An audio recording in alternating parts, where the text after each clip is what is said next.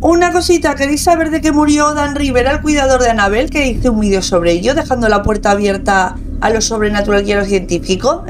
Pues al final del vídeo os lo comento porque ya salió la autopsia. Hola mocicos, mocicas y mociques infraoscuros.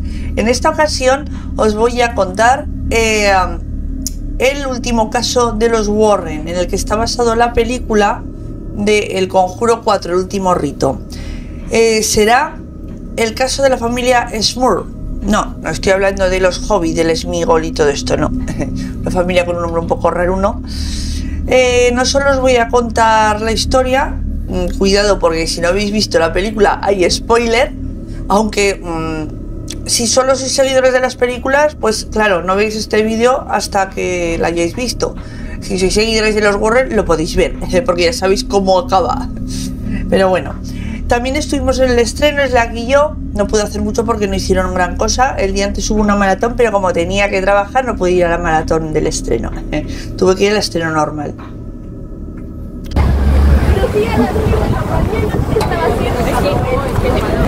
Hemos venido a ver la última película de los Warren.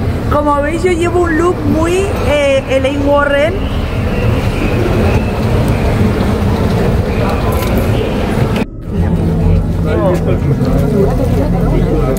Y hemos salido de ver la película. Y también os voy a enseñar imágenes, vídeos y audios reales de los Warren y de la familia Smurf. A ver, lo primero, la película. Yo estaba entusiasmadísima de ver la película. Estuve contando las horas toda la semana porque saqué las entradas anticipadas. Pros y contras, a ver. ¿Que me gustó? Sí, me gustó, porque casi todas las de los Warren me han gustado, pero no ha sido lo que más me haya gustado. Os voy a contar por qué. Al director no se le ocurrió otra cosa cerebral que centrarse más en la vida familiar de los Warren. Sí, esto os dejará con la boca abierta. Estamos acostumbrados a que las películas de los Warren tengan más acción, vayan al grano y hablen del caso en el que están involucrados, que es lo que nos interesa. Pues aquí ha querido reflejar un poco el director cómo vivían los Warren al margen de los casos, cosa que no le importa un pito a nadie. Si hubieras hecho, tío, una serie sobre los Warren, vale que hubiera reflejado también su vida diaria. ¿Qué pasa? Como digo, me gustó tal, pero han desperdiciado probablemente el que sea uno de los casos más importantes en el que se vieron involucrados los Warren y más mediáticos. Han tirado a la basura el guión, o sea, dijeron, ¿qué caso es este? Venga, sí, hacemos lo que nos sale del pito, vamos a tirar el guión a la basura. Y se han basado muchísimo en la vida familiar de ellos. Han introducido, para que conozcamos a su yerno, Tony Esfera, que recordemos que Tony Esfera y Judy siguieron con el legado de los Warren cuando fallecieron, o sea, el yerno y la hija, ¿vale? Que lo hubieran presente en la película muy bien, para ir a ayudarles, bla, bla, bla. Pero se pasa en media película, que si la pedida de mano del yerno, que si lo conozco, que si la hija se va a comprar el vestido de novia, no sé qué, que si se van a cenar la familia al restaurante el italiano de la tía Pepa, no le interesa a nadie, o sea, es que eso no le interesa a nadie. Queríamos ver el caso de los Smurf, como ya digo, fue uno de los más interesantes, el que se retiraron ya Ed y Lorraine. Ese fue el caso que los jubiló y encima fue el único caso que no lograron resolver para McHenry. Fue un caso que salió hasta en las televisiones en la época, todo, y lo han desperdiciado completa y absolutamente para meter una vida familiar ñoñizada totalmente. Es decir, que me encantó verlos, pero es que fue un exceso, o sea, entonces normal que los fans no se lo hayan tomado muy bien, porque aunque fuera el caso de antes de jubilarse los Warren, aunque Ed estuviera mal de salud, aunque estuvieran mayores, había mucho juego que sacar, porque en el caso de la familia Smurf duró años. Es que no es como en la película que de un día para otro pasan las cosas casi. Duró años y pasaron muchas cosas. Podían haberle sacado mucho jugo. Hay una película que hicieron hace mucho, se llama The Haunted, La Casa de las Almas Perdidas o Apariciones, que lleva 80 títulos que no se parecen al original, que era The Haunted. Bueno, pues que la hicieron sobre la familia Smurf. Ahí lo dejo caer. Del año 91. Obviamente, churrutero ha perdido los efectos, pero que está bastante bien. Y como digo, han desperdiciado una oportunidad de oro de despedirse por la puerta grande de los Warren. O sea, nos ha escocido mucho a los fans, mucho. Porque llega un momento, sí, son muy simpáticos y les tenemos cariño, pero llega un momento que te cansa la película. De solo estar viendo momentos familiares y luego hay unas cosas inconexas que meten a la muñeca Annabelle por medio persiguiendo a la hija. Que pueda o no tener que ver, yo ahí ya no lo sé porque no lo he mirado, pero a la gente le descolocó porque tampoco les interesaba. Ya se habló de Annabelle en su momento y ahora querían ver el caso Smurf. Entonces ha habido cosas inconexas que no les han interesado. Y a nadie le interesaba conocer tanto a Tony Esfera. Me da igual. Me da igual. Me da igual. Me da igual. Es que me da igual. Me da igual. Me da exactamente igual. Me da igual. Me da igual. O sea, ya nos caiga bien o mal ese señor, que ha sido el que ha seguido con el legado, pues introdúcelo un poco en la película y no te pases 2 horas hablando de él. Que no le interesa a nadie, o sea, así me entiendes. Pero bueno, verla, yo sí que os aconsejo que la veáis para que veáis cómo se cierra el ciclo. Eso sí, no se parece mucho al caso real en algunos momentos, obviamente. Y el final, bueno, yo salí con el final de la película también, llorando lágrimas de sangre, porque no ha tenido el final que debería la película. O sea, los que veáis, los que sabréis el caso Smurf, no acabó bien hasta que pasó mucho tiempo y no fue por los Warren, y aquí lo ñoñiza hasta el extremo. Te dan a entender que lo solucionan los Warren porque el amor lo puede todo, o sea, más cutre imposible. Y luego puedes sacar un poco de flashback familiar como acabaron los Warren, pero no pasas de un final de 200 horas también elucubrando cosas que pasaron en la mente de ellos, probablemente del director, porque acabaron de otra manera. A ver, Ed Warren no vivió tantos años como pretende en la película, como si hubiera conocido hasta los bisnietos, no. Ed Warren murió a los 70 y tantos años porque tuvo 2 infartos cerebrales. Uno, una noche que se levantó a abrir la puerta a su gato, y luego otro en el que se desplomó. Bueno, con el primero ya se quedó medio parapléjico y con el segundo ya murió. Bueno, también me hace gracia que la atribuyen a extrañas circunstancias. Señores, a ver, era un poco mayor, no tanto como para eso, pero no es Patrick Wilson, de verdad, no es el actor.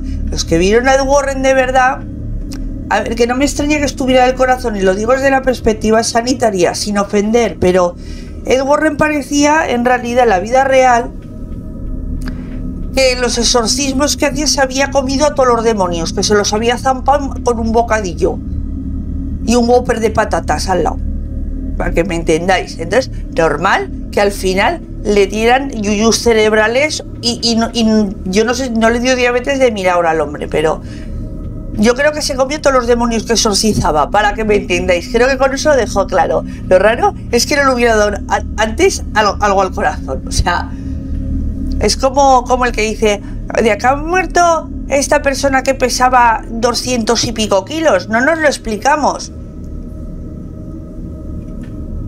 Pues bueno, no fue nada misterioso que se desplomara en el suelo y le dieran 2 yuyos cerebrales de Warren. Lo siento porque me caen muy bien los Warren, pero que en fin, Es lo que pasa cuando no te cuidas, te zampas hasta los manteles de la mesa y tampoco hacer deporte ni de nada. Entonces, normal. Hasta ahí hemos aclarado la muerte de Ed Warren. Y después su esposa Lorraine sí que vivió muchos años y murió de causas naturales, porque ya tenía la mujer un montón de años. No sé si llegó a nonagenaria. Como digo, me cae muy bien. Se quedó con su legado, pues lo que digo, su yerno Tony Esfera y su hija Judy. Bueno, pues os voy a relatar un poco lo que pasó con el caso Smurf, o como se llame. Es que me recuerdan al Smigol, al de los Hobbit, pero bueno. Me parece un poco, como te decía, lamentable. Hay gente que dijo que era un circo mediático que montaron los Smurf, que no se lo creían, otros que sí, que habían pasado cosas. Bueno, se armó un follón de 3 pares de narices y tuvo que ir las televisiones, la iglesia y todo. Este caso, que lo sepáis, bueno, lo cuento al final, pero como digo, no lo lograron resolver los Warren. Ed Warren, recordemos que fue muy enfermo ya del corazón a casa de los Smurf, que le había dado un yuyu. Entre la tensión de resolver los anteriores casos y lo que digo, que tenía la salud muy mermada este hombre, pues no estaban al 100%, pero la casa estaba poseída por un demonio y 3 espíritus. Por cierto, una cosa que os vais a encontrar, y es que los efectos especiales de estas son peor que las otras. No me lo explico siendo la película más moderna. El CGI de ahora, de las películas en general, es una mierda pincha en un palo. No entiendo por qué. Si estando en una época más moderna es peor que el CGI antiguo. Da más miedo a las películas de antes los efectos. Increíble. Estamos hablando de... Vamos, esto sí que es un caso paranormal. Llega un momento en que a una de las niñas se le aparece la anciana, el espíritu de la anciana, y parecía que le habían hecho el efecto con el Sony Vegas o el Filmora.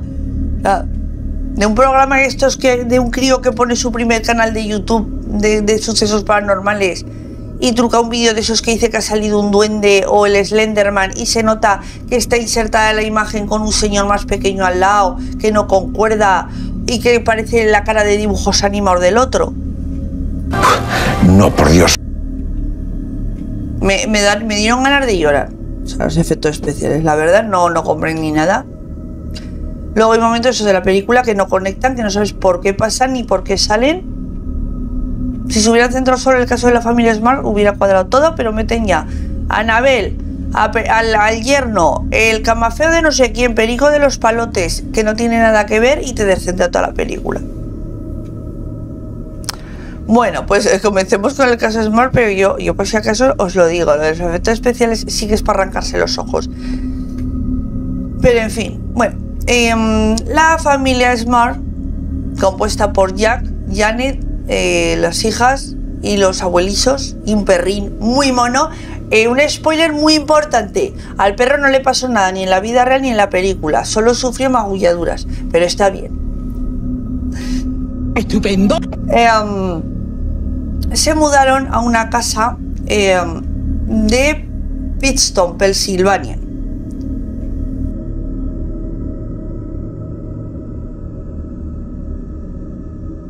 Un dúplex construido a principios de siglo encima de una mina de carbón, ya que habían ascendido al padre.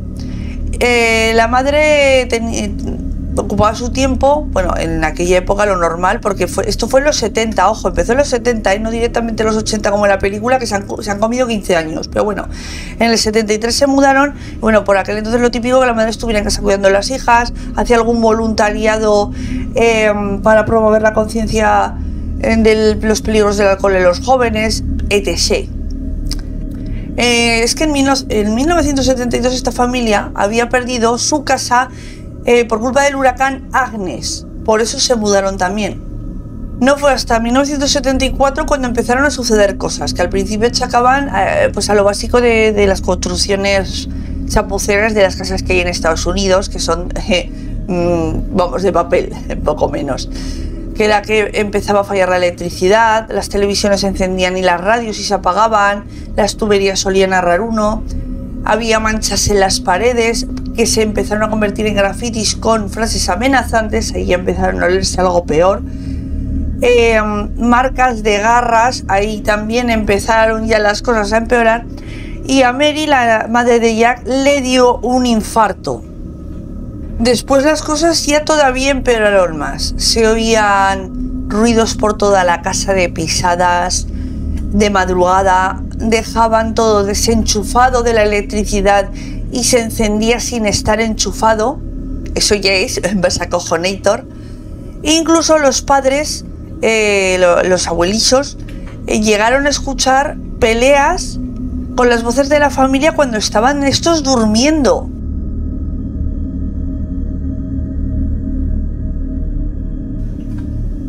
Como si estuvieran levantados discutiendo y no había nadie levantado discutiendo. Luego ya empezaron las agresiones.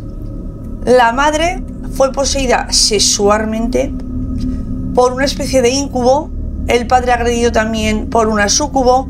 Una noche se lo encontraron levitando, rígido, y luego lo tiraron sobre la cama. El perrito de la familia, un pastor alemán de 30 y tantos kilos, salió despedido, disparado contra una pared. Afortunadamente está bien, solo fue las magulladuras. Una de las hijas mayores fue empujada por unas manos invisibles. Notó la presión de unas manos que la empujaban por las escaleras. Y después ya era descarado. Estaban, por ejemplo, reposando en la cama y sentían cómo les tiraban de las piernas. Una vez que estaban reunidos cenando todos, cayó la lámpara de la mesa y los cristales le saltaron a una de las hijas. Había puñetazos por las paredes, atronadores. Y ya cuando la cosa empeoró, los muebles empezaban a temblar, a moverse de sitio. Las habitaciones empezaron a experimentar una bajada de temperatura. Vamos a decir, con la toquilla de tu abuela abrigado. Los Smurfs desesperados pidieron ayuda pública, que fue lo que peor pudieron hacer, o lo que mejor, depende, económicamente para ellos.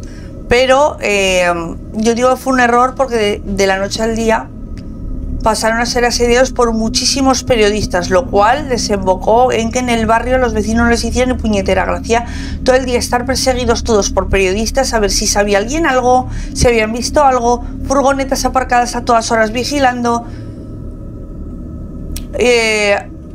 Incluso los Smart, lo que fue una llamada de socorro, acabaron siendo asediados por los propios periodistas. En vez de ayudar, como siempre, se pusieron de tocapelotas porque como no tienen ni ética ni moral muchos, por desgracia, pues se empezaron a pasar 3 pueblos con la familia. Salieron en el programa famoso de Larry King en aquella época, señor muy famoso, como aquí sería Las Mañanas de Ana Rosa, o el programa por la noche de Buenafuente, pues algo así a la americana. Y llamaron a sacerdotes incluso. Uno de ellos conocía a los Warren, uno de los que fue a interesarse por el suceso. La película lo vemos más o menos, que se enteraron por eso y fueron a ayudar a la familia. El caso es que detectaron que había 3 espíritus y un demonio.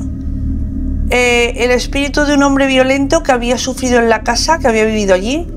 El de una anciana inofensiva que solo vagaba por la casa asustando. También un poquito cabrón a la abuela. Una niña súper agresiva que también murió allí. Y un demonio que los controlaba a todos para aterrorizar a la familia. Estuvieron investigando, pero no lograron hacer nada. Más adelante también pidieron los Warren que fueran miembros de la iglesia a ver si ellos podían terminar de resolver algo. Y en esos momentos ningún sacerdote logró tampoco hacer nada tras un montón de exorcismos. ¿Qué pasa? Que ya en los 80, a finales de los 80, por el 86 o algo así, se mudaron de casa los Smurfs, pero tampoco estuvieron tranquilos, porque les seguía asediando ese demonio y esas presencias, lo cual, ojo, y entró a vivir a esa casa una señora que se pasaba por el forro todas las historias porque era escéptica, y aseguró que en esa casa, cuando fue a vivir ella tras los Smurfs, no le había pasado nada, absolutamente nada, que la casa estaba totalmente bien. Los Smurfs, como digo, se mudaron, pero en su nueva casa siguieron ocurriéndoles cosas, con lo cual eso hizo prever que el demonio no era de la casa, sino que era un demonio arraigado a la familia. Algún miembro de la familia llevaba colgado ese demonio y esos espíritus con él. Tuvieron mucha suerte porque al último párroco al que acudieron, tras darse también fenómenos paranormales en su nueva casa, fue el que logró liberarlos por fin de toda esa pesadilla. Acudieron al correcto, al párroco correcto, o el más fuerte, o yo que sé qué, pero consiguió liberarlos de toda esa pesadilla y exorcizarlos. Como digo, exorcizarlos a ellos porque el demonio estaba vinculado a la persona, no a ninguna de las casas. Ahí pudieron empezar una nueva vida ya, pero lo pasaron realmente mal, no solo por las presencias demoníacas, sino también por todo el circo mediático que se montó. Aunque tampoco, no sé, tampoco sufrieron tanto como se asegura, porque luego escribieron unos libros junto a los Warren y se forraron, pero bueno. Más tarde el padre Jack falleció por diabetes a los 75 años y su hija Karin, con tratado pronóstico, se dedicó a, fuera de su trabajo normal, en su tiempo libre, a ser investigadora paranormal, para, según ella, ayudar a otros que estaban pasando por lo mismo que pasó ella. Hasta aquí el caso de los Small, Espero que os haya gustado, si no me da igual. Pero como os comento, pues ha sido una oportunidad la película que han desaprovechado muchísimo para mostrar yo creo que uno de los mejores casos de los Warren.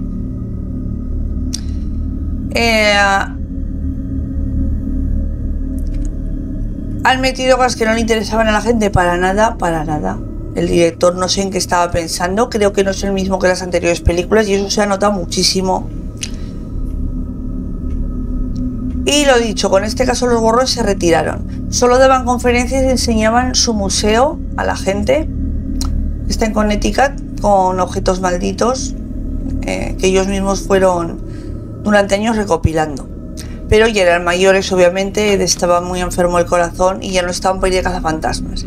Ha continuado con la Sociedad de Parapsicología, que sí que se dedica a eso, y a seguir con el negocio familiar, como digo, su yerno Tony Esfera y su hija Judy, junto a otros colaboradores. Por cierto, ya se sabe de que murió Dan Rivera, el cuidador de Annabelle. ¿Veis cómo os dije que había que dejar un hueco para la ciencia, aparte de lo escéptico? A ver, a mí estas cosas me encantan. Pero al pan y al vino. Cuando sí que se puede abrir una puerta a lo increíble y a lo sobrenatural, yo soy la primera que lo hago.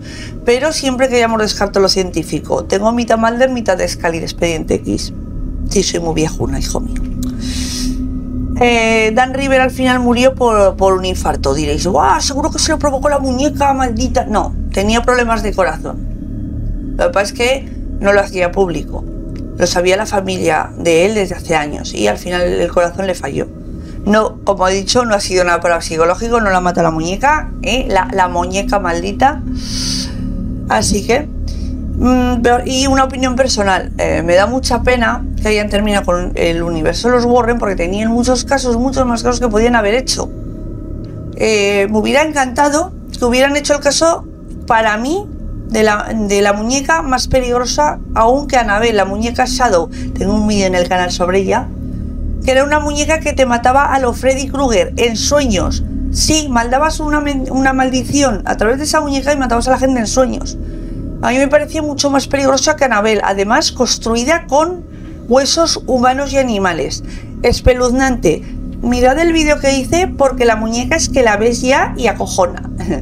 A mí me habría encantado que hubieran hecho una película sobre esa muñeca, la muñeca Shadow, también sobre el muñeco del icono diabólico que encontraron, que se utilizó para rituales satánicos y mató una decena de personas, y era un muñeco muy oscuro y uno de los más peligrosos que tienen los Warren, que es este, que por cierto también voy a hacer un vídeo sobre él más extenso, el espejo de la plantación Myrtles, que también estaba maldito y también dio mucho que hablar. Tenían varios casos más. Podían haber hecho una serie, si no querían hacer tantas películas, una serie sobre los Warren, con un montón de casos que tenían muy famosos. Le podían haber sacado mucho jugo y los fans hubiéramos estado encantados. Espero que en el futuro se decidan hacer alguna otra cosita y metan todos esos casos. Ya digo, me encantaría el icono diabólico, la muñeca Shadow. Esos dos me encantarían. Y luego, como digo, el espejo Myrtles también hubiera estado muy bien, entre otros casos que tenían de objetos malditos los Warren. Siento que se desperdició esos casos y que se desperdició el caso de los Small, que fue, yo creo, de los peores que han tenido. En el que se jugaron la vida, ya digo, porque Ed estaba muy enfermo por esas emociones y que ocurrieron muchas cosas que se podían haber contado alrededor a lo largo de toda la película. No basarse solo en la vida personal de los Warren. Ha sido un error garrafal que afecta al final de la saga, que lo han edulcorado y lo han tergiversado bastante el final, porque no es tan idílico como os he contado, y que a los fans les ha decepcionado mucho. Esperábamos con muchísima ansia y una semana, todos los días en el trabajo dando abrazos a las compañeras diciendo: hoy falta un día menos para el cine, hoy otro día menos para el cine, hoy otro, que no sé cómo no me han apaleado. Gracias por vuestra paciencia. Y aunque me gustó y les tengo mucho cariño a los Warren y tal, sí que salí con un sabor de boca un poco agridulce. Pero bueno, esperemos que alguien se le encienda la bombilla y haga algún flashback anterior y saque algún caso de los que digo. Y si no puede ser ya por lo que sea con Patrick Wilson y Vera Farmiga, que encuentren algunos intérpretes también que acaparen ese cariño y ese carisma que tienen con la gente, pero que cuenten más casos, o que hagan una serie. Podrían coger gente nueva para interpretarlos desde más jóvenes y contar todos esos casos. Estaría genial hacer una serie sobre los Warren. Bueno, amores, espero que os haya gustado, si no me importa un pimiento. Y tenéis más vídeos míos sobre los Warren y sobre sus casos en mi canal. Hasta el próximo, que será muy pronto.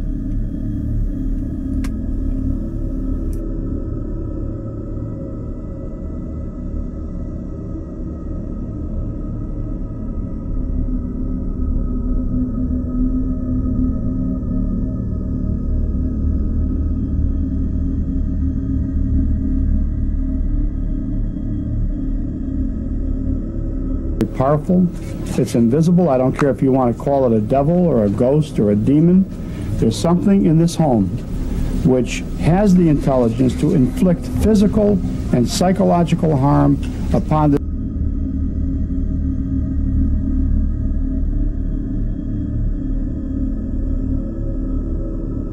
Okay, Lauren. We're in the home of Janet and Jack Schmerl in Pittston, Pennsylvania. I don't really remember on the tape earlier, but getting the full address of this home, which is at 330 Chase Street, West Pittston, Pennsylvania. This is February 14th, 1986. The living room that we are in, we gave reference in the interview to a lamp that has a three-way switch on it, although there is not a three-way bulb in it that would keep going on and off. The door just behind you, Al, is the door that the family on many occasions not only would find ajar, but would actually find open against that wall. We'll now go on to the second floor level, where most of the phenomena that has occurred has actually taken place. Members of the Schmerl family, Dawn, the twins, Heather, their German Shepherd, Jason, are all sitting here. These are the four children, their dog, and of course, Janet Schmerl. Okay. Jason? Mom, I have to go to the bathroom. I want to go now. Wait, Mom, I have to go to the bathroom. Notice that this stairway, as you're coming up, is very, very narrow. Now, Jack was sitting on the very top step. One of our researchers was perhaps in this area talking to Jack. They watched the dog, Jason, who is a full-grown German Shepherd, walk across. He wasn't coming down the stairs. He would have had to pass the two men in order to come down the stairs. And Jack decided to call the dog because he couldn't see him for a couple of minutes. And the dog came from downstairs up. No possible way that the dog could have gone from where he was up here. There was no other way for him to come from this level down without using these stairs, and he did not.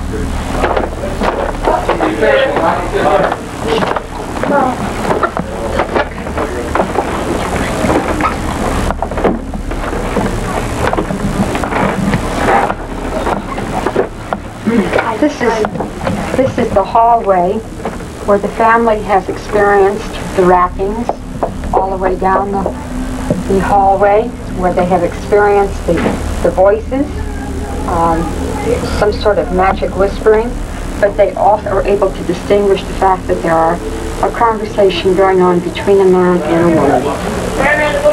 We're now entering the master bedroom.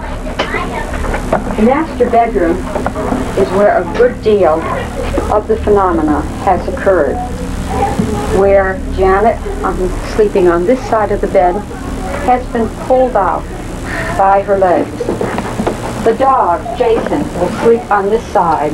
I gave reference earlier to the howling noise that would come from the dog. This is where he would be laying. This is where Jack was hit. But I think one of the most outstanding things is the fact, I will show you how these drawers work. Now it's kind of hard to have them swing, and yet this is how they will swing back and forth at great speed when the infestation or phenomena is occurring. Actually, I'm able to move them a little easier than we were able to move them early on. At times, it will only be that Janet would find it a little ajar. But on this one occasion, when she was in the room, the door was going in and out very, very quickly. These are also the walls where they will hear and experience the rapping sounds. This television set, although I don't remember discussing it during our interview, unplugged or not on, will become illuminated like a bright light. No picture on it, but they will actually see that light up. They will get a buzzing sound that seems to be associated with this tape recorder that is on. The buzzing sound actually is probably not coming from the tape itself, but actually altering the state of consciousness of the people in the room, Jack and Janet.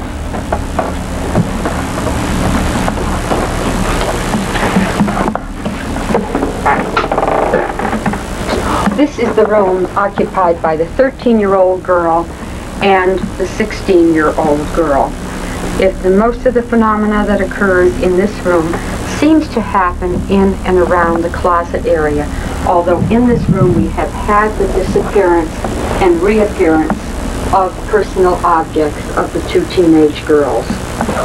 This is the closet area, and especially in the back of this closet, where they will hear much of the rapping that takes place in this bedroom in particular. Now, in the room of the twins, the two little 7-year-old girls, there seems to be very little that actually happens in this room.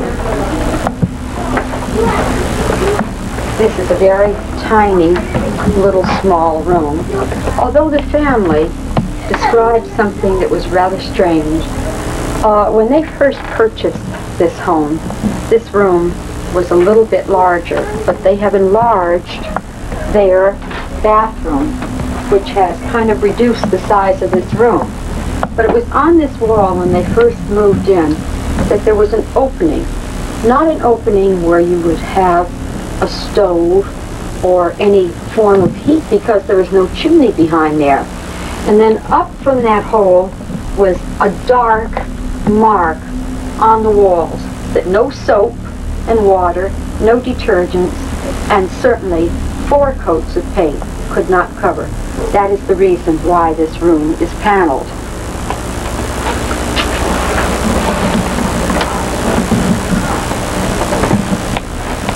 The last room up here is, of course, the bathroom. There has been a great deal that has occurred in here. They will hear the water, especially from next door, running. They have experienced the toilet flushing on like 30 times on one occasion. Jack was standing when he actually was witness to the toilet flush in front of him. He then picked up the top of the toilet box to adjust the ball, thinking that something was wrong. Actually, nothing at all was wrong when the wrapping started right on the toilet box, the commode itself. It is in this area that Jack's medical bracelet had been missing from. It had actually dematerialized. As of this point, it has still not materialized. So that is really the majority of what had taken place on this stairway, or on this level. On this stairway, though, I know that there was one occasion, maybe Janet can explain it in a little better order than I would be able to, regarding what had taken place to Dawn, or what you presume may have taken place to Dawn when she was found at the bottom. Oh, that was to Shannon. Oh, that was to Shannon, I'm sorry. One night about 1 o'clock in the morning, Shannon and Karen, whose bedroom is over here behind Lorraine, Jack and I were laying in bed talking. We had had a lot of experiences that day, and while we were talking, we heard this terrible bang, and Shannon was laying at the bottom of the landing there. Now, if you walk in my hallway or my steps, they do have a creaking noise, so that if she were to walk through the hallway, we would have heard her, because we always know when the children are up. We can tell you who is going to the bathroom and who is walking. Shannon was not walking. We did not hear any footsteps at all. She was found at the bottom of the landing, and she did not remember how she got there. Family members living here, and also your family pet, and when you moved to this home. Well, my name is Jack Smurl. My wife Janet Smurl. You have Dawn, daughters Dawn, Heather, Shannon, Karen, are twins. And how old are the children? And I would say that the house was haunted. You do believe your home is haunted? Absolutely. Do you believe your home is There's no doubt. And if you had told me this a year ago, I would have probably told you that you needed a psychiatrist. But I am a believer that this house is really haunted. Thank you very much, both of you, for your interview this afternoon.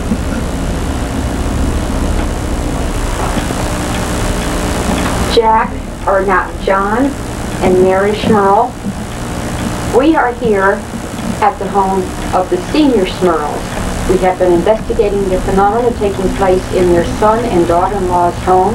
This is the other half of a duplex home at 332 now, Chase Street in West Pittston, Pennsylvania. Jack, or I'm persistent in calling you Jack, John and Mary have also experienced phenomena on this side.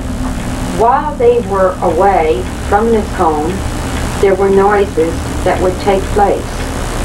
They would hear this from the other side. There would be nobody in this home at all on this side of the house.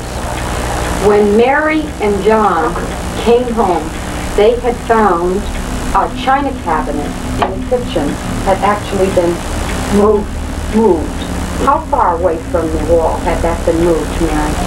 I'd say about 18 inches. About 18 inches, full of china. Yeah. Right? Now, is that something that you could really move that easily? No, it's hard, very hard to move. I could move it. Well, no.